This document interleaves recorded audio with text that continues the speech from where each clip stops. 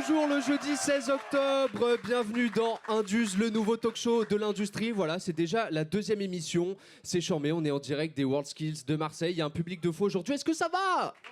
Let's go! Hey! Il y a tellement de monde, c'est incroyable, on est trop content d'être là. La deuxième émission aujourd'hui, elle est consacrée à l'environnement. Donc aujourd'hui, industrie et environnement. Tout à l'heure, c'était mode et création. Là, on va plus parler d'écologie, de l'importance de l'écologie. Pourquoi est-ce que c'est vraiment le sujet du 21e siècle? Et l'industrie dans tout ça, où est-ce qu'on la place? Vous allez tout savoir. Il y aura des jeux, il y aura des invités, il y aura des cadeaux, il y aura plein de trucs. Donc merci beaucoup d'être là. Avant ça, je vais tout de suite présenter la co-animatrice de cette émission. Elle s'appelle Lola et je pense qu'elle est en duplex avec nous. Est-ce que tu nous entends, Lola? Oui, Marius, Ouais, je suis devant le stand du nucléaire, je suis avec Monsieur Falco juste ici et j'ai échangé les robots contre des étudiants. Et dans quelques instants, on va venir parler du nucléaire, faire plein de démos en live, restez connectés parce que c'est maintenant. Il y a le mec à côté de toi qui a la même tenue que dans Breaking Bad. Mais oui, on a Breaking Bad juste là. What's right? Bon, let's go. Bah, ça fait plaisir, super. Écoutez, tout à l'heure. sans plus tarder, nous allons accueillir nos trois premiers invités de l'émission, parce qu'il y a plein d'invités sur cette émission à 14h. Nous avons Xavier Michou avec Luna Aka et Sirius Marchand.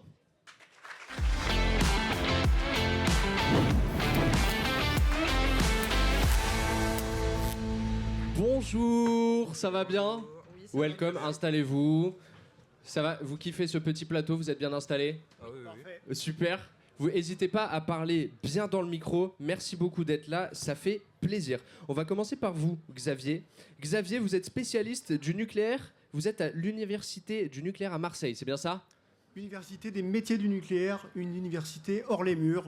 Et on travaille avec les industriels, les académiques et l'État, la région, pour promouvoir la filière nucléaire et tous les métiers qui le composent. Bah super, merci beaucoup d'être là. Petite question là pour commencer. Le nucléaire, ça fait peur, non? Alors le nucléaire, ça fait peur. Et je pense que sur ces WorldSkills, justement, on va pouvoir mettre sur la table tous les sujets, ce qui fait peur, ce qui fait pas peur, pourquoi on a besoin du nucléaire. On peut parler de tout, il n'y a pas de question taboue. Venez sur notre stand, allez sur le portail Mon avenir dans le nucléaire. Mais franchement, on arrivera à vous convaincre finalement que le nucléaire, on en a besoin pour la vie de tous les jours. Mais justement, qu'est-ce qu'on fait avec le nucléaire aujourd'hui? Alors c'est les questions qu'on pose sur le stand. On fait plein de choses. Alors bien évidemment, tout de suite, quand on faisait un sondage, là, je pense que les gens me diraient bombe nucléaire. Qui est-ce qui aurait dit bombe au mot nucléaire? Vous pouvez lever les mains, il n'y a pas de honte. Il n'y a qu'un mec, parce que moi j'aurais dit bombe, hein, ça c'est sûr et certain. Non, tous, vous avez tous la ref? Ouais. Ah mais ils sont. Il y a quelqu'un qui va venir nous expliquer une petite définition du nucléaire. Pour toi, je te dis le mot nucléaire, qu'est-ce que c'est? Les usines d'électricité, ça produit l'électricité, le nucléaire. Et on a autre chose, Xavier Michou? Bah, je pense que c'est quelque chose et qu'on a envie d'oublier parce que c'est pas forcément toujours rigolo, mais c'est le nucléaire médical. Le nucléaire médical, bah, ça sauve énormément de vies chaque année, puis ça évite quelque chose de tout simple, c'est que ça évite de vous ouvrir pour voir quand il y a un problème à l'intérieur de vous, parce que bah, les rayonnements ont des facultés, on va dire, exceptionnelles qui permettent de voir justement et de détecter des problèmes plus ou moins graves et surtout même de détecter avant qu'il y ait un problème. Donc le nucléaire médical est, on va dire, un formidable domaine. Là, on a parlé de à quoi ça sert, tout ça, mais en vrai, le mot nucléaire, en fait, c'est quoi le mot nucléaire? Qu'est-ce que ça définit précisément?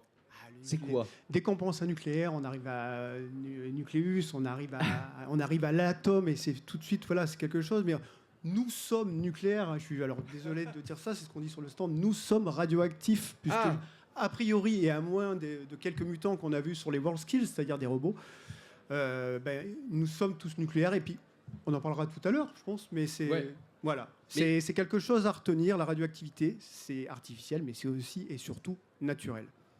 Et justement, on parle du nucléaire. Là, l'émission aujourd'hui, c'est spécial transition énergétique. L'industrie dans la transition écologique. Le rôle du nucléaire dans tout ça, c'est quoi? Ça pollue le nucléaire? Alors le nucléaire, après souvent on va dire, on parlait des termes bombes qui font peur. L'autre mot qui fait peur, c'est les déchets. Ouais. Et la notion de déchets, alors je ne sais pas si on vient sur, c'est une des questions, on verra sur. Mais les déchets, on produit, on va dire avec le nucléaire, 2 kilos de déchets ultimes, donc ils sont à prendre en compte. Et le point important, c'est que le nucléaire ne produit que 4 grammes de CO2 par kilowattheure d'énergie produite. Donc si on compare ça à d'autres énergies, comparé avec... Et la problématique qu'on a tous, c'est déjà de limiter, on va dire, le réchauffement climatique. Donc le rejet de CO2 dans l'atmosphère est le point le plus important. Un autre point important, c'est aussi de limiter les tonnes de déchets dans la mer, dans les océans, puisqu'on produit plus de 350 kilos de déchets par an et par habitant, dont 70 kilos de plastique. Et justement, vous êtes venu avec une petite boîte là. J'ai l'impression qu'il y a une pierre dedans, c'est un truc, à mon avis, c'est en rapport avec le nucléaire. Je pense que je prends pas trop de risques en donnant cette affirmation. Est-ce que vous pouvez nous expliquer et surtout nous montrer? Je crois que vous allez nous montrer quelque chose avec cette boîte. D'habitude, la radioactivité, c'est quelque chose qui ne se voit pas, ça ne se sent pas. Donc, mais par contre, ce que vous devez retenir, c'est que ça se mesure. Ça se mesure facilement et il y en a partout. Donc finalement, de l'uranium, des pierres de granit, enfin, la radioactivité, comme je vous disais, il y en a partout. Et là, vous avez une pierre d'autunite qu'on trouve partout. Okay. On en trouve partout. Alors, on en trouve plus en Bretagne, dans les Mousins, puis il y a des pierres d'uranium naturel. Donc, c'est un minerai secondaire d'uranium qui émet. Voilà, on voit quelques donc quand on met la lumière dessus. Quelques raies d'énergie. C'est quoi comme lumière? Pardon, ça c'est une lampe UV qui permet justement de voir les rayonnements, parce qu'on est quand même sur une radioactivité très faible, sinon j'aurais jamais déjà eu l'autorisation d'emmener ce caillou. Et moi je serais resté très loin d'ici. Mais par contre, voilà, donc là il y a un côté, ça se voit de temps en temps, mais ce que vous devez retenir, c'est que finalement ça se mesure. Le plus important c'est ça, c'est que ça se mesure très bien, parce que la priorité des priorités, c'est qu'on évite de faire prendre des risques aux travailleurs du nucléaire, mais aussi à la population, et c'est la garantie justement de continuer à produire avec le nucléaire. Très bien. Merci beaucoup Xavier. On a une petite séquence qu'on a l'habitude, c'est la deuxième émission de Indus, mais c'est une séquence qu'on a désormais l'habitude de faire dans cette émission. Ça s'appelle le « Apprends-moi un truc que je sais pas ».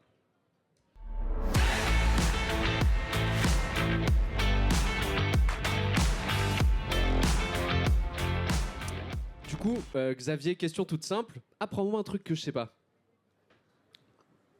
J'ai dit tout à l'heure, alors on pose la question sur le stand. Pour ceux qui sont venus ce matin sur le stand Université des métiers du nucléaire, vous avez la réponse. Nous sommes tous radioactifs. Moi, je suis radioactif. A priori, vous avez des os. Donc, et dans les os, il y a du calcium, mais il y a aussi du potassium 40. Et donc, le potassium 40 est un émetteur naturel de radioactivité. Donc, vous émettez en moyenne, en fonction de votre corpulence, autour de 8000 becquerels.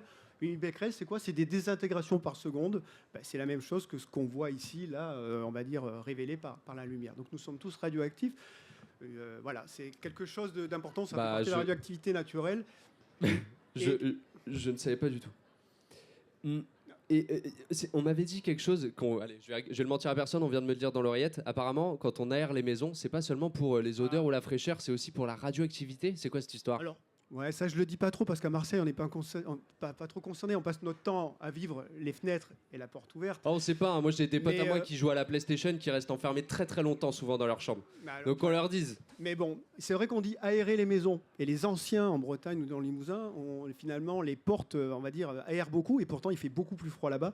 Alors c'est pas que pour une question d'hygiène, c'est tout simplement parce que le sol, les pierres, les vieilles maisons sont composées de granit et donc de pierres radioactivement naturelles qui produisent du radon. Et le problème du radon, c'est que ça s'accumule dans la maison et au bout d'un moment, vous prenez des doses importantes. Donc c'est pas bon. Donc un conseil, aérez vos maisons pour l'hygiène, mais aussi pour le radon. Vous avez plein d'informations sur notre stand et vous verrez, il y a moyen de calculer la dose que vous faites quand vous allez en vacances dans d'autres régions. Une belle promotion du stand de Xavier Michou. Où est-ce qu'il est précisément pour ceux qui voudraient y aller après? Il est à 10 mètres derrière vous. Vous sortez. Voilà, donc c'est vraiment Merci. tout à côté. En tout cas, faites-vous plaisir et allez sur les autres stands, sur tous les stands d'énergie, décarbonés ou autres. Mais en tout cas, vous apprendrez plein de choses. On est là pour vous accueillir. Merci beaucoup Xavier. On peut l'applaudir très fort s'il vous plaît.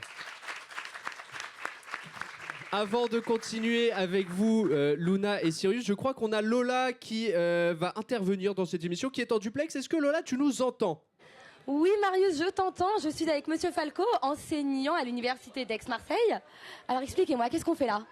Alors ici, vous vous trouvez sur le stand des métiers du nucléaire et nous sommes là pour illustrer une partie des métiers que l'on peut rencontrer dans l'ensemble de l'industrie nucléaire. Et aujourd'hui, nous allons assister à une démonstration effectuée par Wissem et Nathan concernant certains gestes que l'on peut retrouver dans les métiers de la radioprotection. Alors ils sont hyper stylés, Wissem et Nathan, regarde-moi ça. Hyper stylé. Alors expliquez-moi pourquoi cette tenue, cet accoutrement finalement? Eh bien, la recherche, la contamination radioactive est telle qu'elle ne doit absolument pas pénétrer l'organisme, sous peine d'engendrer d'éventuels effets délétères sur la santé. Par conséquent, on se doit de protéger nos opérateurs et nos travailleurs. Et en ce qui concerne la contamination, ils doivent avoir des tenues couvrantes, avoir les mains protégées. Et vous les voyez, ils sont tous deux équipés de contaminamètres. Et l'objet de la démonstration est de déterminer dans un premier temps la contamination sur un fût et de la contamination sur un circuit hydraulique. Wissem, je t'en prie, allez, essaie de trouver les éventuelles contaminations qui se trouvaient sur ce fût. Donc là, qu'est-ce qu'il fait? Il approche la machine au-dessus du fût. Ah, ça Alors, bip. je crois qu'il a trouvé quelque chose. Une bague en or. En effet, si l'appareil se met à sonner, c'est qu'il y a de la contamination qui a été localisée. Alors ensuite, en termes de bons gestes, le ou les radioprotéiniques seront amenés à soit protéger la surface, soit décontaminer partiellement ou totalement. L'essentiel est de rendre un poste de travail le plus propre possible d'un point de vue radiologique.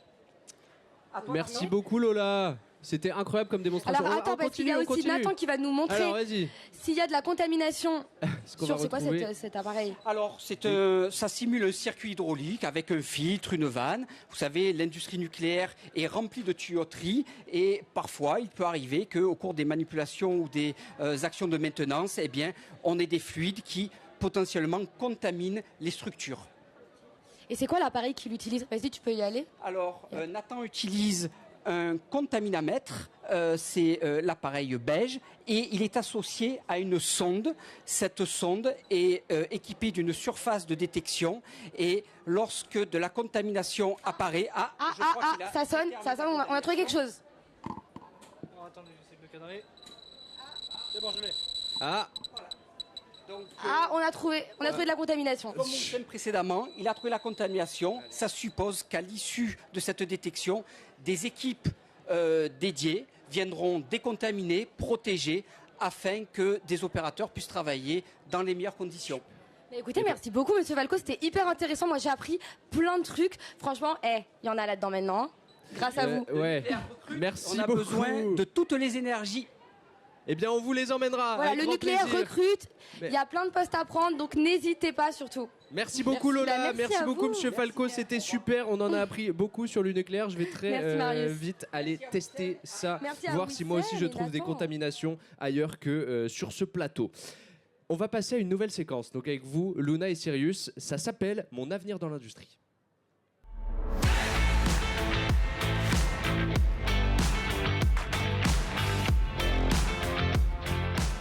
Parce que l'industrie, c'est évidemment l'écologie, l'industrie, c'est surtout l'avenir. Alors, Luna et Cyrus, est-ce que vous pouvez déjà me raconter un petit peu qui vous êtes, votre parcours? Luna, est-ce qu'on peut commencer par toi? Présente-toi. Oui, tout le monde m'entend, super. Tout le monde t'entend super bien. Donc en ce moment, je suis en 2e année de BTS CRCI, donc conception, réalisation en chaudronnerie industrielle, avec une coloration nucléaire. Donc en gros, on suit une formation autour du nucléaire pour avoir en gros un 2e diplôme dans le nucléaire. Et c'est pour faire quoi? C'est pour faire quoi après? Alors, moi, mon projet, ce serait de travailler dans le nucléaire, travailler en tant qu'inspectrice qualité, soudage. Donc, c'est tout ce qui... Et justement, pourquoi tu as choisi, toi, d'aller dans cet univers-là? C'était un truc qui te passionnait? C'était à la base? Ou alors t'es tombé dedans parce qu'on t'a conseillé? Comment t'es arrivé là? Il y a bien un moment dans ma vie où je me suis posée pour me demander ce que je voulais faire plus tard. J'aime bien les métiers manuels, j'aime bien les métiers rigoureux quand même, qui imposent une certaine rigueur. Et j'aime surtout voir de la conception jusqu'à la fabrication. Tout le parcours, en gros, de ce qui se fabrique. De fabrication d'une pièce. Je trouve ça super intéressant. Puis dans le nucléaire, par la suite, on impose une certaine rigueur que j'aime bien dans le monde du travail. Et voilà. Sirius, c'est un peu pareil pour toi? Oui, bien sûr. C'est vrai que c'est attirant le nucléaire quand même. C'est aussi étudiant? Oui. Ouais. Je suis en première bac professionnel. Ok.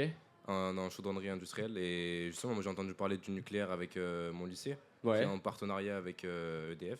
D'accord. Et ça m'a permis justement de découvrir l'industrie du nucléaire, bien plus facilement.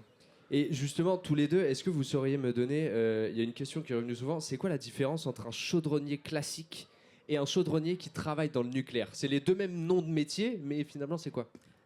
Ce serait la rigueur. Dans le nucléaire, on a une rigueur qui est exigée, qui est beaucoup plus stricte comparée à un chaudronnier classique. Et il y a des trucs, il y a une question de sécurité un petit peu en chaudronnier nucléaire par rapport au chaudronnier Bien classique. sûr, encore plus en France. On est le pays du nucléaire, on peut pas se permettre tout ailleurs. Donc forcément, c'est super exigeant. Et c'est un Toi, ça travail te sans plaît passer. justement d'avoir ce degré d'exigence? Oui, Tu bah, kiffes? c'est le haut du panier, on va dire. Ouais. Et bien sûr, je vis ça. C'est un peu dans l'hôtellerie, t'es un peu dans l'hôtellerie de luxe, quoi, dans la chaudronnerie Exactement, de luxe. c'est le top. Ça motive pardon, de travailler pour des structures importantes finalement, parce que on s'est tous posé la question de ce qu'on voulait faire plus tard. Ouais. On voulait forcément que ça ait du sens. Là, forcément, ça en a. Les chaudronniers, à la base, notre BTS, un chaudronnier, c'est un concepteur d'appareils sous pression. Les usines nucléaires contiennent des appareils sous pression, forcément, donc on intervient dedans. Bah, magnifique, bravo. Et justement, vous savez, Indus, c'est le nouveau talk show consacré à l'industrie. Donc évidemment, les gens qui nous regardent, ils ont entre 15, 24 ans, peut-être un peu moins, peut-être un peu plus. Est-ce que tous les deux, vous avez justement un mot à dire à la caméra, aux jeunes qui nous regardent, qui hésitent un petit peu à se lancer, qui ont eu entendu parler du nucléaire, d'autres choses, et qui savent pas trop? Est-ce que vous avez un mot à leur dire en 10 secondes? En fait, c'est tellement vaste. C'est tellement vaste. Même le nucléaire, on se forme tout au long de notre vie. On n'a pas forcément le temps de s'ennuyer. On est inscrit dans une dynamique de rigueur où on est tout le temps motivé, tout le temps là à se dépasser. Et moi-même, en étant une fille, la question ne se pose plus à l'heure actuelle de est-ce que je suis une fille, est-ce que je peux travailler Il n'y a dedans. plus de sujet de mixité. Non, il y a même plus, ça n'existe plus. C'est Bien. une évidence même. Bah, bravo à tous les deux, on peut les applaudir s'il vous plaît. Merci. Et justement, donc là on a beaucoup parlé tous les trois, tous les quatre, puisqu'on est à peu près 4 maintenant. Est-ce que ça vous chauffe de faire un jeu dans le public? Est-ce qu'il y a 2 personnes qui auraient envie de venir me rejoindre et de participer à un quiz? Hop, alors, toi en blanc là-bas, tu viens, et toi, tu viens. Merci. Et on passe tout de suite, du coup, au jeu, un quiz sur le nucléaire.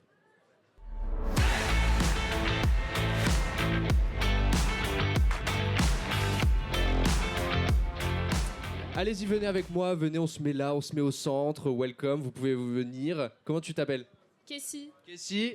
Mathéo. Mathéo et Kessie, on va jouer à un jeu. Vous allez vous affronter tous les deux, un petit peu dans une forme de battle. Est-ce que Xavier, c'est toi qui as conçu le jeu, est-ce que tu veux bien nous parler du jeu? C'est un quiz nucléaire parce que le jeu, alors il y a plein de médias hein, pour apprendre des choses sur la transition énergétique. Il y a Fort Industrie juste à côté, mais le jeu, Ouais, on en parlera tout à l'heure. ça permet de fixer les choses, de retenir les choses, et c'est ce qu'on essaye de faire sur le stand. Hein. D'ailleurs, on fait cette année donc une démonstration métier du nucléaire, mais on a la volonté d'instruire un métier du nucléaire dans les WorldSkills. Donc c'est un scoop, mais par rapport à tout ce qui a été dit là, je pense qu'on est vraiment dans l'exigence, dans la référence, et c'est ce qu'on vise. Voilà. Donc c'est un quiz nucléaire, et les gens qui ont fait le passeport nucléaire ou qui vont le faire peuvent répondre. Vous êtes chaud comment sur le nucléaire tous les deux? Je suis pas très éduqué en nucléaire, je pense. Oui, ça va parce qu'avec mon lycée, on en parle beaucoup. Ok, donc Kessie, grande favorite du jeu, c'est bien ça? Ce que je te propose, Xavier, c'est je pose les questions et tu donnes les explications, ok? Et on triche pas, c'est hors de question. Question 1, est-ce que vous êtes prêts? Le mot nucléaire vient de nucléus, qui signifie petit a le noyau, petit b la lumière, petit c le nuage. On buzz avant de répondre. Le noyau. C'est la bonne réponse, Xavier. C'est bien Félicitations, première bonne réponse. Je veux pas de ou dans le public, attention. Alors, deuxième question. Ah non, une petite explication. Enfin là, c'est juste le mot, c'est du latin, nucléus. On est sur l'atome, on parlait de désintégration, on parlait qu'on était nucléaire, on est composé d'atomes et de noyaux. Question 2. Quelle est la part de l'énergie nucléaire dans la production d'électricité en France? Petit A 25%, petit B 75%, petit C 90%. 75%. C'est la bonne réponse. Félicitations, on peut l'applaudir. Explication, Xavier.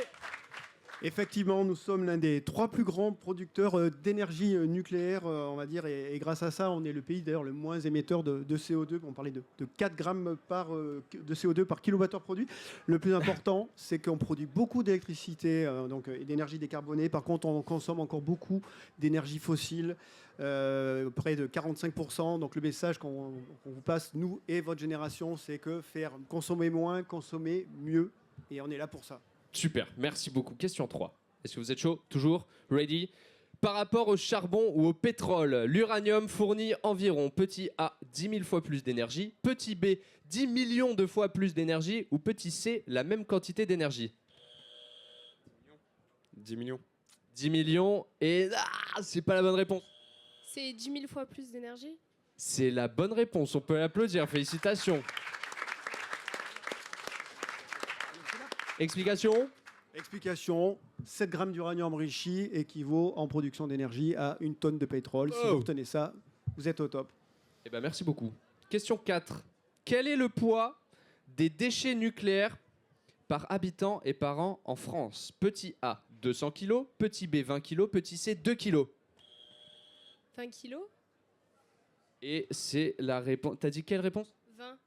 Non, c'est pas la bonne réponse. 200. Non, c'est pas la bonne réponse. 2 kilos. Félicitations, c'est la bonne réponse. Allez, explication en rapide. Ouais, voilà, ça fait débat, c'est-à-dire qu'on parle souvent, on associe le nucléaire aux déchets. Finalement, on a très peu de déchets ultimes et la priorité aujourd'hui, justement, c'est de limiter notre production de plastique et de pollution de l'océan. Bon, pour l'instant, il y a 3-1 pour Kessie. Je vais poser la dernière question et elle vaut 3 points, d'accord? Est-ce que vous êtes prêts? Les besoins en recrutement des entreprises de la filière nucléaire représentent pour le territoire national. Petit A, 120 000 recrutements par an sur 3 ans. Petit B, 10 000 recrutements par an pendant 10 ans. Ou petit C, 1000 recrutements par an pendant 10 ans. La question de fou. Ok, c'est qui a besoin en premier? C'est toi? Je dirais 10 000 recrutements par an pendant 10 ans. C'est la bonne réponse, on peut l'applaudir très fort. Mais c'est toi qui as gagné. Attends, mais on a des cadeaux de fou en fait. J'avais oublié. Alors attends, parce qu'on a des PlayStation, on a des iPhones et on a des pins avec l'industrie. Et je pense que ça vaut plus que tout. Je t'en donne un aussi, Kessie. Merci beaucoup. Vous pouvez retourner vous asseoir. Merci d'avoir été là. Et on cherche 10 000 recrutements par an pendant 10 ans à tout niveau, tout genre, de CAP à bac plus 6, 7. Mais on cherche pour vraiment à tout niveau. Retenez ça aussi. À très Donc vite. ça recrute fort et c'est ça qu'il faut retenir. Je vous demande un nouveau tonnerre d'applaudissements pour Xavier, s'il vous plaît.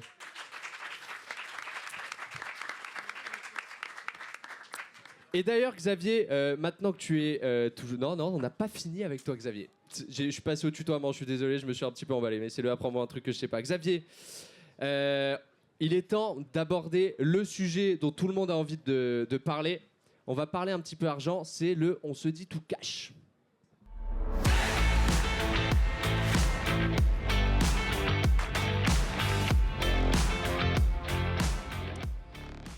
Xavier, est-ce qu'on gagne bien sa vie dans le nucléaire?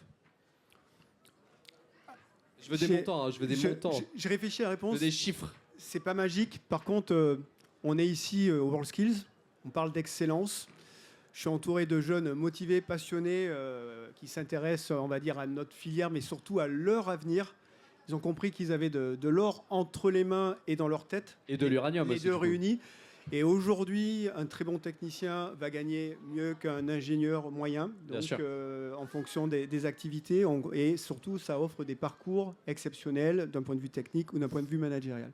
Donc oui, on gagne très bien sa vie. Alors après, je ne sais pas ce que ça va dépendre de la formation, du métier dans lequel on commence. Hein, mais c'est... vous voulez quoi Là, c'est tous les métiers du nucléaire hein, qu'on affiche à l'écran. C'est les principaux métiers en tension. Alors, il y en a beaucoup plus que ça. Mais là, on a mis ceux sur lesquels on voulait montrer. Finalement, on cherche quand même globalement... Ok, à chaque fois, c'est illustré d'un petit dessin. Je sais pas qui c'est, j'aime beaucoup. Oui. D'accord, donc on voit un petit peu la plupart des métiers qui sont à chaque fois illustrés. Mais dans le nucléaire, par rapport aux autres secteurs, en vrai, est-ce qu'on a plus de chances d'évoluer rapidement, d'avoir un meilleur salaire au fur et à mesure du temps qu'on passe dans l'entreprise? Moi, j'en suis un exemple vivant. J'ai commencé le nucléaire. Au début, je m'intéressais à ça par curiosité, parce qu'il faut apprendre et comprendre. Et j'ai fait donc plus de 35 ans de nucléaire. J'ai fait de la technique, j'ai fait du management. J'ai fait du contrôle, donc j'ai vraiment navigué dans cet univers, dans plusieurs entreprises, donc il y a vraiment moyen de s'éclater, de progresser. Ça va vraiment dépendre, mais c'est vrai qu'on gagne très très bien sa vie. Les techniciens peuvent doubler leur salaire par rapport en faisant des chantiers de maintenance, puisqu'on a besoin que nos centrales soient sûres, fonctionnent, ou quand elles sont en arrêt de tranche, qu'elles le soient le moins de temps possible. Donc on a besoin de vous pour travailler finalement en travail posté, parce que même le week-end et même la nuit, une centrale nucléaire fonctionne. Merci beaucoup. J'espère que vous avez retenu que si vous voulez gagner bien votre vie et que vous kiffez le nucléaire, c'est par là qu'il faut aller. Xavier, Luna, Cyrus, merci beaucoup d'avoir été avec nous. On était trop heureux de vous avoir. Merci. Et on vous rappelle quelque chose de très important. Cette émission Induse, elle a été créée pour les jeunes, par des jeunes, parce qu'on est très jeunes, ok, d'accord, j'ai 25 ans, donc on est très très jeunes et on va passer tout ça par un jeu. Et pour ça, je vais accueillir Mathieu Rosière qui arrive en plateau. Merci beaucoup.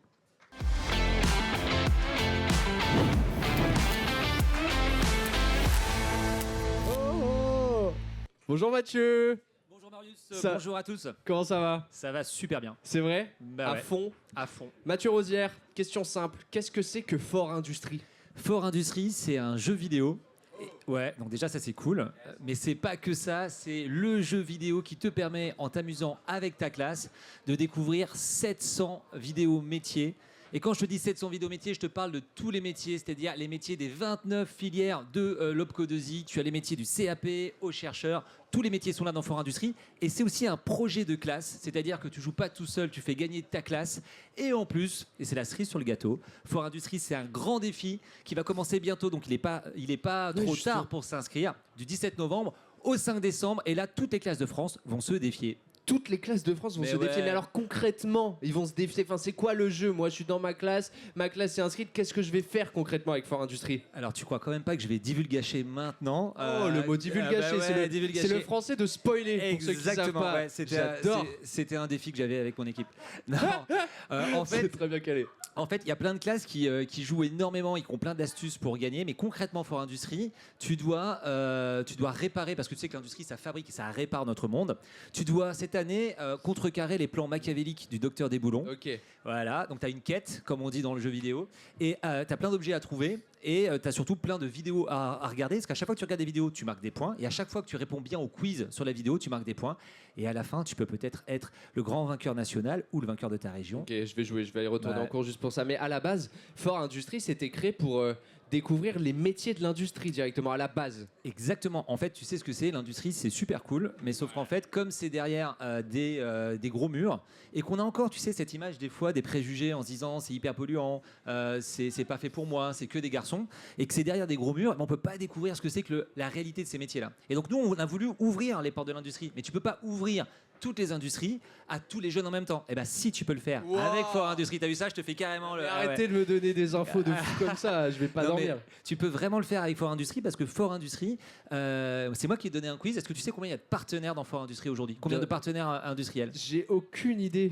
Eh ben, figure-toi qu'on a plus de 200 partenaires dans Fort Industrie. Et donc, si tu veux, tu as des grands groupes, tu as des petites entreprises, Genre qui? des startups. Mais alors, je vais pas tous les citer parce que je vais me Non, faire engueuler, 200, t'imagines 200. Mais on a t'as- une vie aussi, on rentre chez nous après. Voilà, non mais tu as tous les grands partenaires industriels qui sont là, qui se mettent en commun, et c'est ça qui est beau dans Fort Industrie, c'est qu'ils ont mis toutes leurs vidéos métiers en commun dans un seul jeu pour faire découvrir à tous les collèges, tous les lycées de France les différentes possibilités dans l'industrie. Donc si tu es collégien, je m'adresse à toi caméra qui est en face de moi. Ah, il sait faire de la Si- t'as vu téloche. ça Ah ouais. Si tu es collégien, si tu es lycéen, si tu es prof, inscris-toi, c'est maintenant. Tu vas sur le site fortindustrie.fr et tu peux, avec ta classe, t'amuser et challenger toutes les autres classes et peut-être gagner. Et quand tu gagnes un vrai truc. Hein, c'est pas un C'est quoi? pins. Non, je vais pas me moquer de ton pins. Waouh. Attendez, il y a quelqu'un qui critique le Voilà, pitch non, avec c'est l'industrie pas là vrai, où je c'est rêve pas vrai. Non, c'est pas vrai. Je sais pas de qui tu parles. Vraiment, je ne vois pas. Et donc, tu gagnes des vraies visites de sites industriels. Et donc, ce sont nos partenaires industriels qui permettent tout ça. C'est aussi de l'OPCO 2I qui permet tout ça. Et donc, un grand merci à eux tous. On a un petit teaser d'ailleurs à diffuser Allez, pour viens. Fort Industrie. Viens, on le regarde. On l'envoie.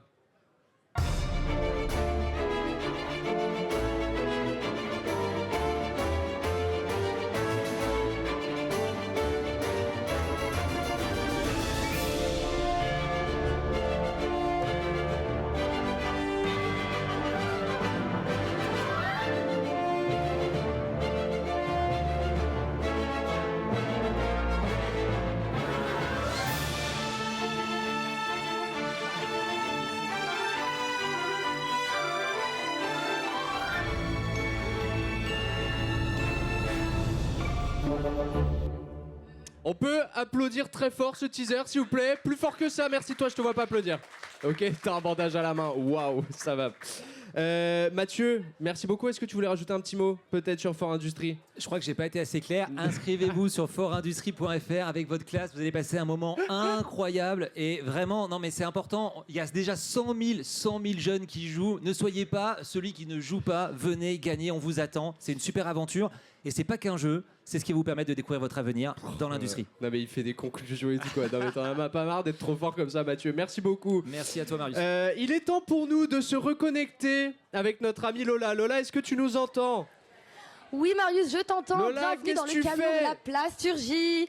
Et je suis avec Yandé et Antoine. Et regarde comment ils sont hyper corpos, s'il te plaît. Ils ont les petits badges. Ouah, les on mecs adore les gens corpos. corpos comme vous, les bons élèves. Alors, expliquez-moi, les amis, comment on fabrique du plastique éco-responsable? Alors, je pense que ce qui est important, c'est parler un peu du cycle vertueux du plastique. Donc, Bien sûr, montre-moi cette énorme machine. pour commencer, là, on va mettre la matière. Ici, en gros, ça va tomber dans le fourreau. Fourreau, il y a four. Donc, on va chauffer la matière à 250 degrés. Et ensuite, on a un moule ici. Donc, le moule, c'est l'empreinte en fait qu'on veut donner à notre pièce. Ça marche un peu comme un moule à gaufres, mais inversé. Au lieu de mettre du froid, le chauffer pour faire une gaufre, on va mettre du chaud, le refroidir pour faire une pièce en plastique en fait. Ensuite, on a tout un tapis roulant là, pop, pop, pop, pop, pop, qui monte jusqu'ici. Ça nous fait notre petite pièce qu'on va aller mettre juste ici dans un gros broyeur. On rebroie la pièce. C'est hyper technique en fait. J'ai l'impression d'être dans un laboratoire là. Ça sent Ah d'ici. bah, on dirait presque. Hein. Ça rebroie notre pièce, ça nous fait des petits copeaux de plastique qu'on va venir mettre ici. Là, on a de la matière neuve. Et en fait, on va faire un mélange 70% matière recyclée et 30% matière neuve. Et en fait, c'est comme ça qu'on va pouvoir recycler du plastique beaucoup et réintégrer le plastique qu'on a utilisé avant dans les plastiques qu'on fait aujourd'hui. Ça, c'est hyper green en fait. Oh, c'est le futur, j'adore. Et du coup, maintenant, je vais rejoindre Caroline. Salut Caroline. Bonjour Caroline. Ça va? Dans le micro. Ouah, mais il y a une ambiance de fou dans les WorldSkills 2025. C'est zinzin. Du coup, Caroline, il y a beaucoup de clichés sur le plastique. On dit que ça pollue, que c'est pas bon pour la planète. Toi, qu'est-ce que tu as envie de répondre à tout ça, à tous ces clichés? Moi, j'ai juste envie de rappeler déjà qu'on a besoin du plastique parce qu'il est dans plein de domaines d'activité. Tu vois, le médical, on en a besoin. L'automobile, la mobilité, les transports, il est léger, le plastique. Il permet de moins consommer d'énergie, d'essence pour nos voitures, par exemple. Donc voilà, j'ai aussi envie de rappeler ça. Et puis après, d'appeler tout le monde à recycler. C'est important de trier parce que du coup, on peut faire des choses comme ça avec la matière plastique. On peut réintégrer. Et les entreprises, elles achètent aujourd'hui de la matière plastique recyclée. Elles ont besoin d'en trouver pour pouvoir le mettre dans les pièces qu'on fabrique. Donc voilà, je crois que c'est le message à faire passer, c'est trier. Il faut que nous, consommateurs, on joue le jeu aussi. Et ça fera des plastiques beaucoup plus vertueux. C'est important. Donc ce qu'il faut retenir, les gars, c'est faites le tri, parce que le plastique, c'est fantastique. Allez. Merci. Merci beaucoup Lola. Avec plaisir. C'était super ce que tu viens de proposer. Le plastique c'est fantastique et je crois qu'on va rester sur cette phrase. Lola, avant qu'on te retrouve, vous savez, il y a plein de trucs qui permettent d'avancer dans l'environnement, des sujets dont on a envie de parler, parce qu'on le rappelle, l'environnement c'est le sujet du 21e siècle et c'est pour ça qu'on va recevoir quelqu'un qui a créé une grosse innovation pour la planète qui s'appelle Gladys Le Goff.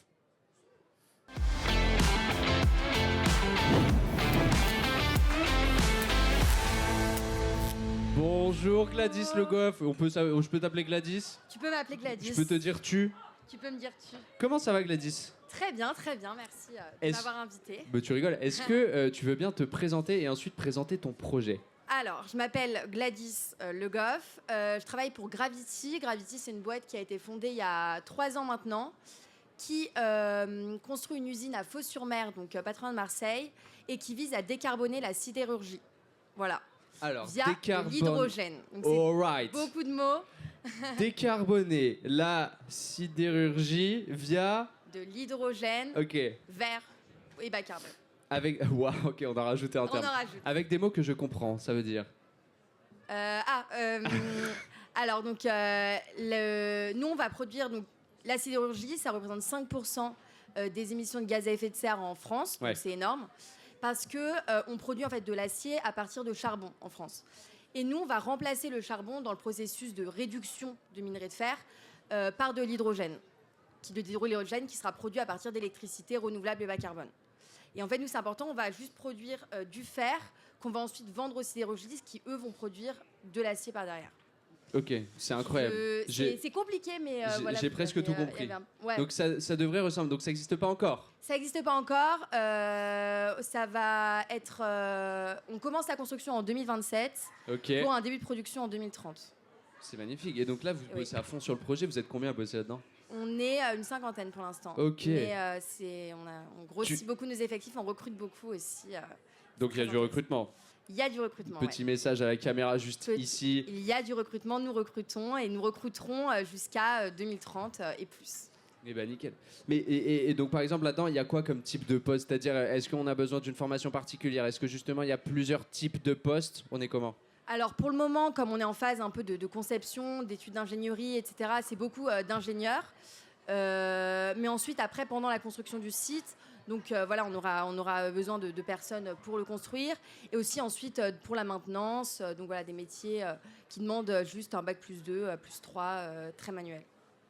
Toi, qu'est-ce qui t'a chauffé à bosser dans ce projet? Justement, c'est l'importance de l'écologie, la pensée à l'avenir. Ouais, je trouve ça assez intéressant en fait.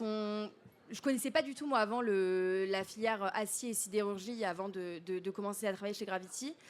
Et en fait, quand on voit que ça pollue énormément, même au niveau mondial, c'est 8% des émissions de gaz à effet de serre au niveau mondial. Et en fait, il y a un processus assez simple pour le décarboner avec de l'hydrogène. L'hydrogène, c'est aussi novateur et donc c'est assez challengeant aussi de bosser là-dessus. Et voilà, c'est un projet, on sera le 2e en Europe. Et Deuxième, c'était qui les premiers? Les premiers, c'est Stegra qui Non, sont les en premiers, Suède. c'est vous, ok? C'est nous les premiers. Les premiers en France, les premiers en France. Et toi, dans ta vie perso aussi, est-ce que tu as un comportement un peu éco-responsable? Est-ce que justement tu es dans ce mood-là grave, tu fais attention à tout et tout? Ouais, bah après. Dans la mesure du raisonnable. Dans la mesure du raisonnable, voilà. Mais non, j'essaye de faire voilà, les petits gestes du quotidien, de prendre le vélo à la place de la voiture. Vélo électrique Non, vélo manuel, c'est- vélo, ouais. Ok. Bah ouais, mais quand même. il y a Sportive. plus grand monde qui fait ça. Hein. Moi, à Paris, j'ai un abonnement Vélib électrique. Hein, parce que Ouais, j'ai l'abonnement Vélib, pas électrique. le V+. Le vert, Ouais, là. le vert. Ouah, Seigneur, moi, je vais te dépasser sur les pistes cyclables en vélo bleu, tu vas comprendre. Gladys, merci beaucoup. Tu restes avec nous, on continue de parler de la transition écologique parce qu'on va accueillir quelqu'un de très stylé. Et c'est le médaillé d'argent Euroskills 2025 dans l'épreuve réfrigération et air conditionné. Il s'appelle Maxime Armange.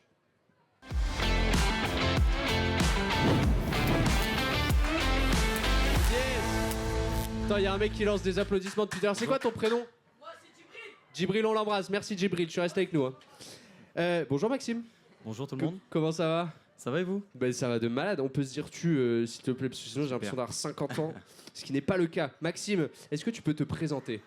Oui, donc moi c'est Maxime Armange, je suis compétiteur dans les WorldSkills depuis 2020 et j'ai récemment remporté la médaille d'argent aux Euroskills Herning 2025. Merci. Félicitations, bravo pour ça. T'es heureux aujourd'hui?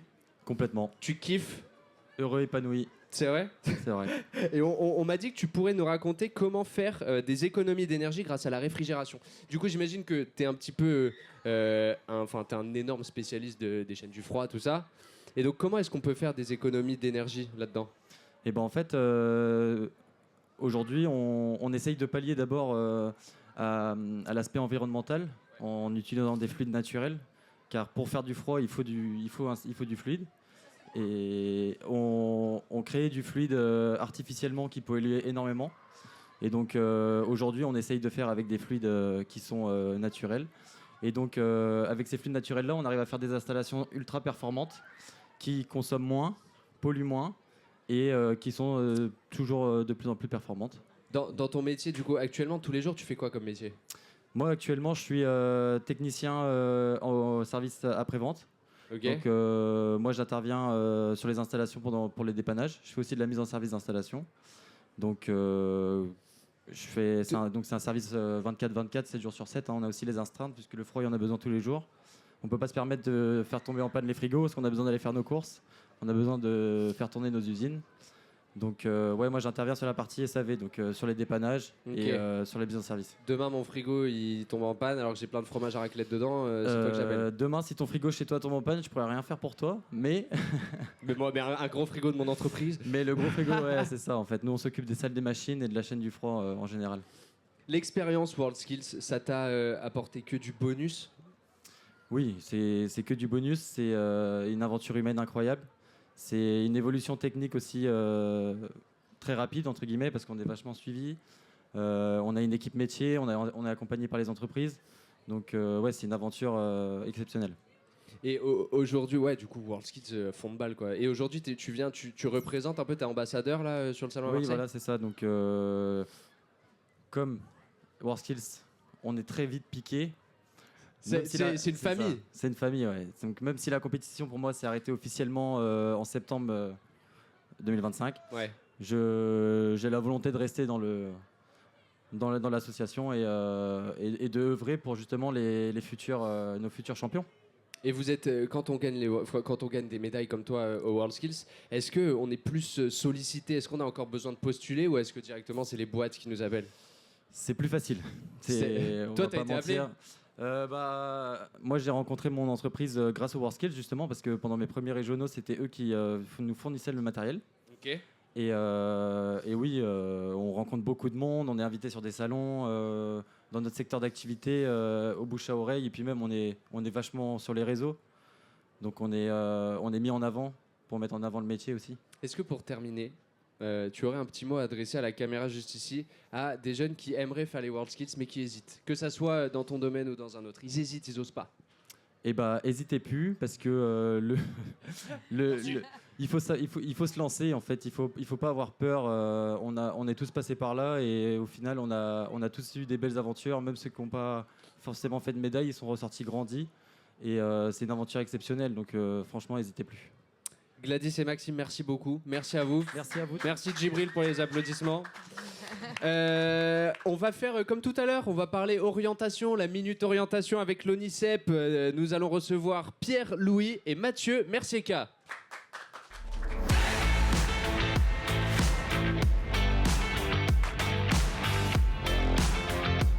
Ah, je vous connais, je vous ai déjà vu.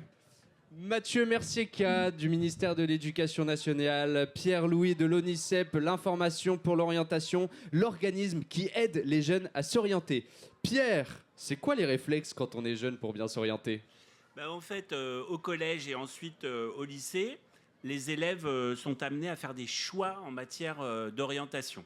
En troisième, est-ce qu'ils vont choisir la voie professionnelle, la voie générale et technologique? En seconde, il faut choisir des enseignements disciplinaires. Et puis arrive la terminale avec Parcoursup. Donc pour faire ces choix et construire progressivement leur projet d'orientation, eh bien, les jeunes ont besoin de développer des compétences spécifiques, des compétences à s'orienter. En gros, l'orientation, ça s'apprend. 3 composantes pour apprendre l'orientation. Première composante, se connaître soi. Qu'est-ce qui nous pousse à agir? Qu'est-ce qui nous plaît? Notez, hein, tout le monde là. Par exemple, un engagement associatif, nous on le conseille aux parents, que votre enfant aille dans une association, il prendra conscience de ses forces motrices, de ce qui lui plaît. Deuxième chose, connaissance du monde socio-économique. Et là, on peut dire que les WorldSkills et la compétition, la finale nationale, c'est une occasion magnifique de découvrir la diversité des métiers, la diversité des secteurs, y compris dans le domaine de l'industrie qui est très très vaste. Troisième chose, c'est l'importance d'arriver pour un jeune à se projeter dans le système de formation, qui est quand même un peu... Mais du concret, compliqué. un petit peu. Alors du concret, par exemple, Parcoursup, ça impressionne les jeunes. Oui. Et à l'ONICEP, on a mis en place un module numérique qui s'appelle MPS, Mon Projet Sup, et qui est comme un bac à sable pour s'entraîner à partir de la seconde à renseigner son dossier Parcoursup. MPS. Mon Projet Sup. Très bien. Alors pour faire le lien avec les thématiques justement liées au développement durable, industrie et développement durable, en fait, moi j'aurais aimé mettre l'accent sur un exemple de métier. Mettons l'accent, je vous en supplie, monsieur Louis, s'il vous plaît. Donc, dans le dossier de l'ONICEP qui s'affiche, quel métier demain spécial industrie, on met en avant 20 portraits de jeunes femmes, de jeunes hommes, et il y a une femme ingénieure en éco-conception. Donc c'est très intéressant puisque en ce moment, elle prépare des emballages pour les industries agroalimentaires, mais des emballages conçus de façon à ce qu'il y ait un minimum de déchets, un minimum de pollution liée à l'utilisation de ces matériaux. Donc en termes de formation, elle a eu un bac S, elle a fait un BUT ensuite, et elle fait son master en apprentissage, en alternance. Ok. Voilà.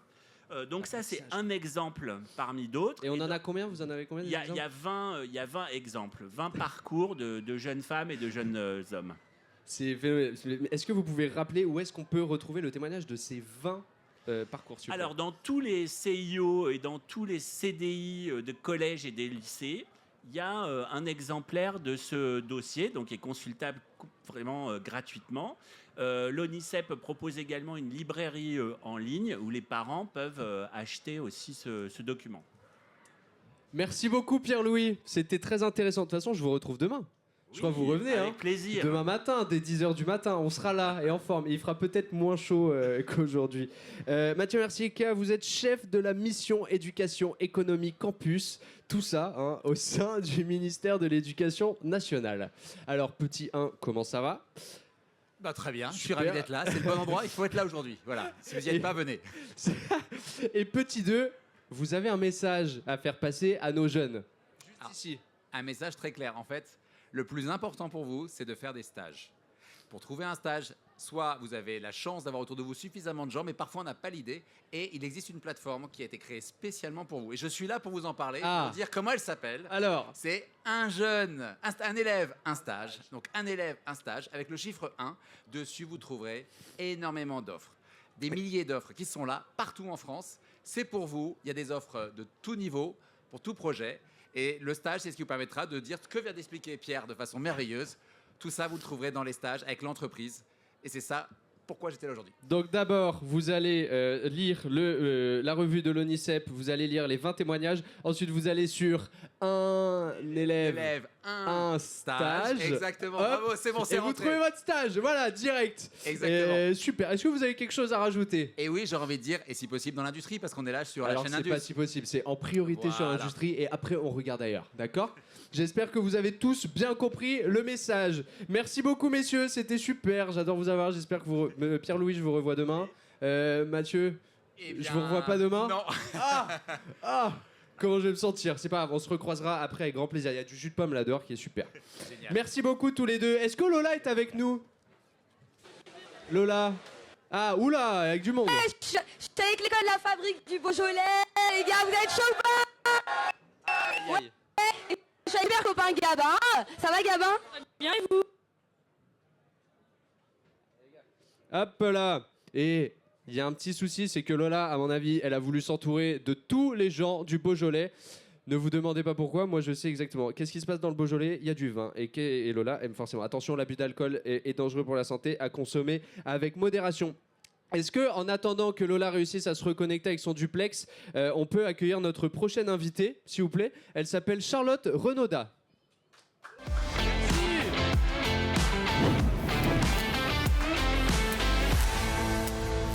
Bonjour Charlotte, bravo Charlotte. Est-ce qu'on peut applaudir Charlotte encore plus fort? Alors, Charlotte, comment ça va? Ça va très bien et toi? Ça va de malade, super, il fait beau, il fait chaud, je vais aller à la mer tout à l'heure, on est à Marseille, on le rappelle, en direct des WorldSkills. Je vais t'inviter Charlotte à bien parler dans le micro et à me raconter qu'est-ce que c'est My Future. Je sais pas si je le prononce bien, ou My Tu Future. prononces très bien. Je suis juste un petit peu petite, donc là on m'entend bien? Si je me mets comme ça? Est-ce qu'on entend bien Charlotte? Regarde, attends, on me dit elle peut descendre le micro alors. Hop, ça regarde. sera super. Tac, Merci, c'est et mieux. tac. Ça nous fait plaisir, on fait tout ici. Multitâche. Charlotte, My Future. Oui, bonjour à toutes et tous. Donc moi je travaille pour My Future. Donc c'est une entreprise sociale qui vous aide en gros à trouver des stages et à découvrir des métiers. Donc concrètement, on propose une plateforme. Vous pouvez renseigner vos préférences en termes de secteur d'activité, de localisation et vont apparaître plein d'offres de stages. Et également, on vous permet de discuter en direct avec des professionnels. Et dans ce cadre-là, avec l'industrie, avec notre partenaire.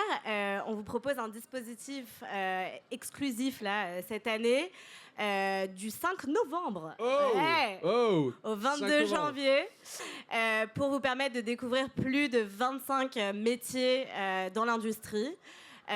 Donc c'est très concret. En fait, on va vous proposer des lives, ce qu'on appelle des lives métiers. Donc c'est des interviews de professionnels qui durent à peu près 45 minutes où vous pouvez poser vos questions en direct dans un chat. Et qui est-ce qui répond? Et bah, qu'est-ce qui répond? Ça va être notre équipe qui va du coup faire remonter les questions aux professionnels, et ensuite le professionnel va vous répondre en direct par le biais d'une vidéo. Donc du coup tout ça il peut être diffusé dans les salles de classe, ou bien vous pouvez aussi vous connecter depuis chez vous, votre mission locale, de votre association, un peu partout. Enfin pour le coup c'est très libre. Super. Voilà. Ok Charlotte, merci. Pourquoi tu fais ça Pourquoi tu t'es mis dans ça toi? Qu'est-ce qui te passionnait justement? Bah, moi, en termes d'orientation, justement, j'avais tellement envie de faire plein de choses que du coup, c'était difficile de me canaliser sur une seule chose parce que j'aime beaucoup de choses dans la vie. Et du coup, le fait justement d'ouvrir un maximum de possibilités, je trouve que c'est super. Et en fait, le fait de discuter avec des professionnels, ça permet de recentrer. Ça vous permet aussi d'avoir des idées un peu plus concrètes sur le quotidien des personnes. Et on propose aussi un autre format. Attention, grosse exclu. Attention, on vous donne que des private informations.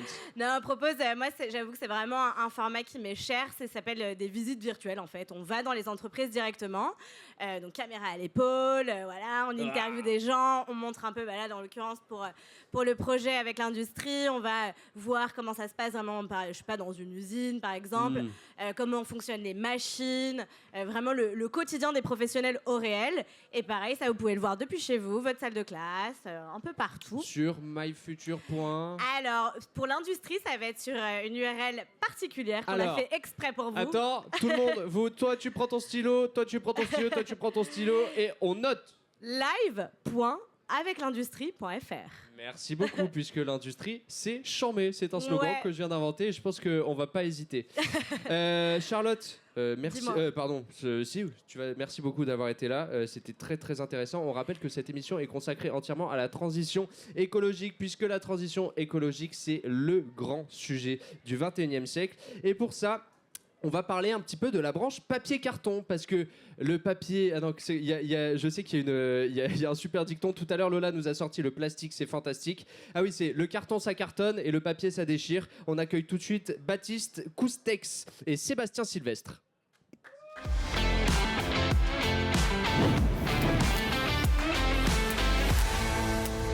Bonjour Baptiste, bonjour Sébastien, comment ça va ? Allez, si vous pouvez rapprocher un petit peu le micro de vous, je vous en prie, installez-vous. Est-ce que déjà vous kiffez le plateau ? Nickel. Il est beau. Parlez bien dans le micro.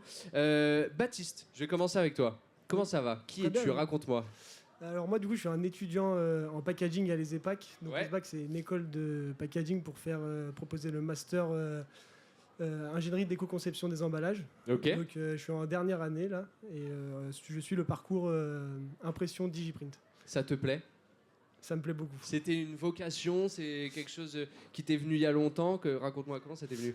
Ça m'est venu après le lycée, parce que bien sûr Parcoursup, et on est obligé, moi j'aime beaucoup ce qui est créatif et ingénierie, et donc la filière papier carton, packaging m'a beaucoup plu, et c'est comme ça que je suis tombé là-dedans, et puis dès les premières semaines de cours, en fait, la vocation est venue, et c'est pour ça que je suis ici aujourd'hui. C'est dingue, merci beaucoup. Est-ce que Baptiste, tu saurais me répondre à cette question ? Comment est-ce qu'on crée des emballages qui polluent moins ? Pour commencer, il y a la question de la matière, de la quantité de matière.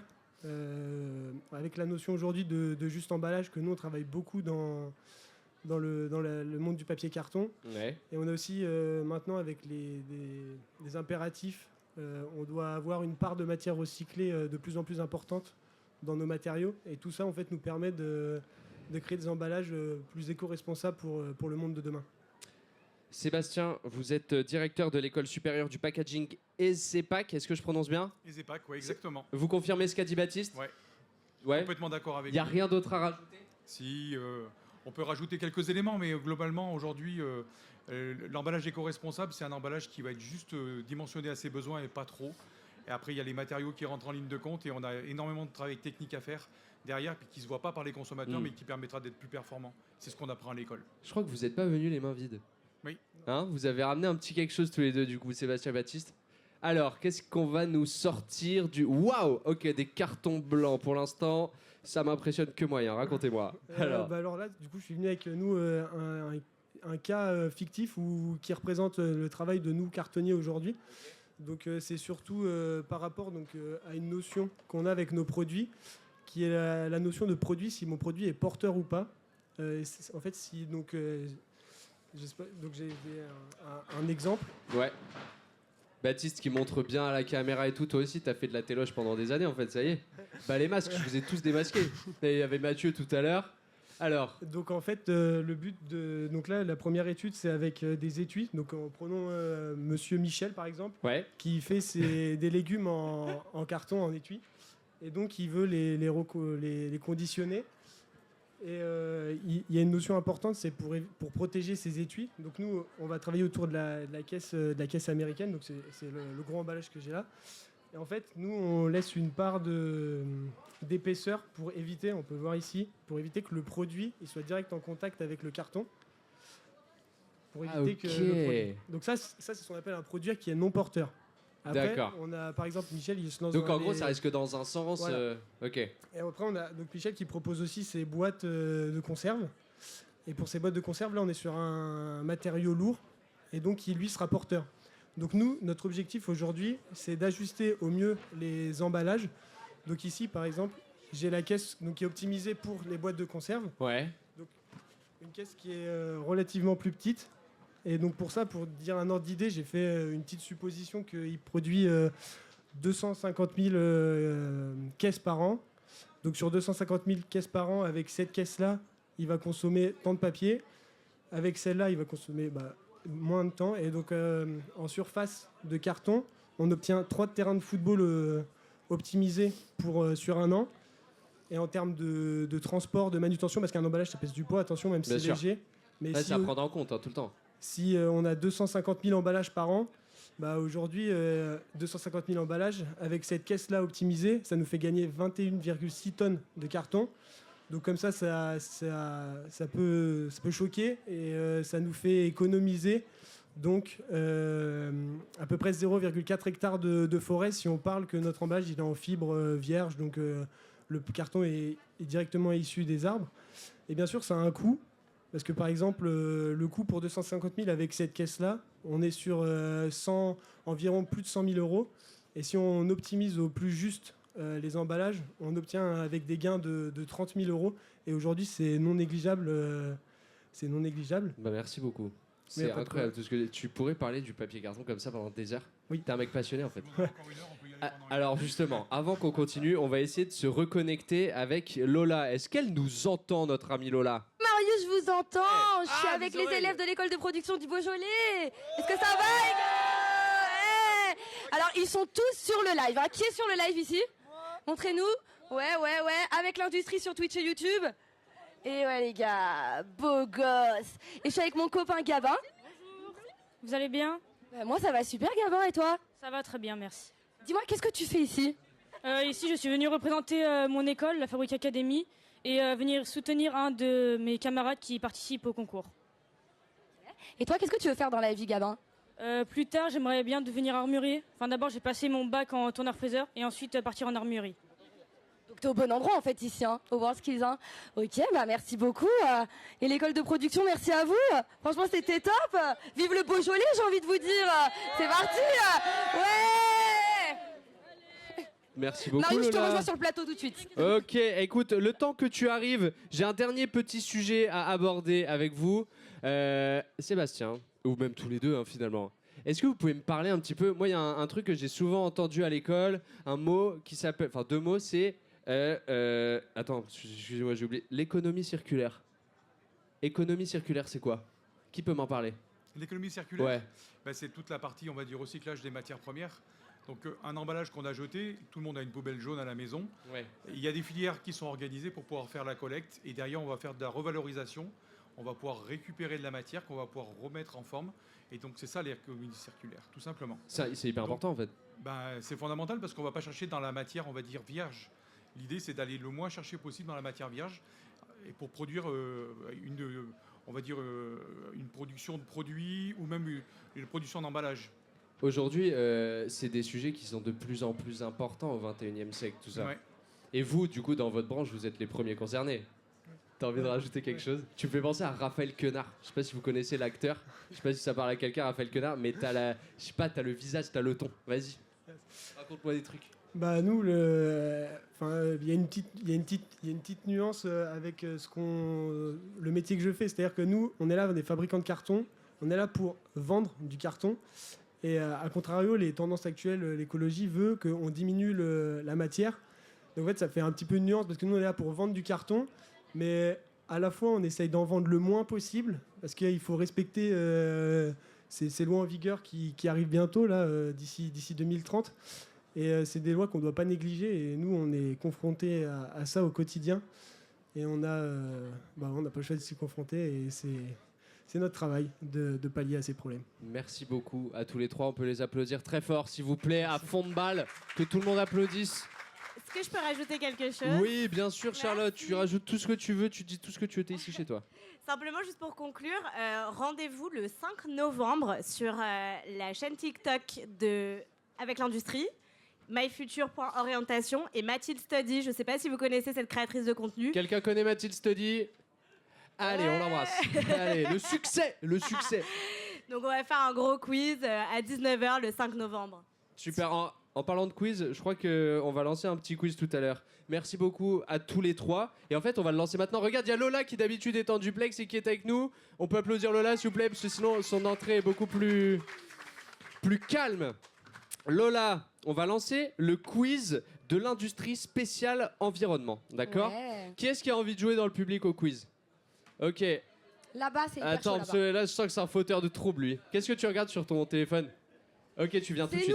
nous. Il regarde Indus sur Twitch. Toi, tu viens. On a 2 personnes, ça te suffit, Lola? Ouais, Tu peux aller jouer avec carrément. d'autres gens dans le public si tu veux. Ouais. J'allais me mettre à côté de vous. Hop. Alors, on va jouer à un jeu. Hein. C'est très très simple. C'est un petit quiz, d'accord? Vous êtes tous les deux. Venez. Hop. Tiens, je te donne un micro, Bilute. Merci beaucoup. Est-ce qu'on a un dernier micro pour cette personne? Lola, je pense qu'elle te l'a piqué. On va jouer à un jeu, d'accord? Tous les deux. Tiens, viens, rapproche-toi de moi. Rapproche-toi. Allô? T'es concentré? Oui. Ton prénom? Tony. Tony, rapproche-toi de moi encore plus. Très près, très près. Non, là, c'est abusé. Tiens, là encore toi. Rapproche-toi. Est-ce qu'on est beaux tous les trois? Est-ce qu'on peut me dire si on est beaux gosses?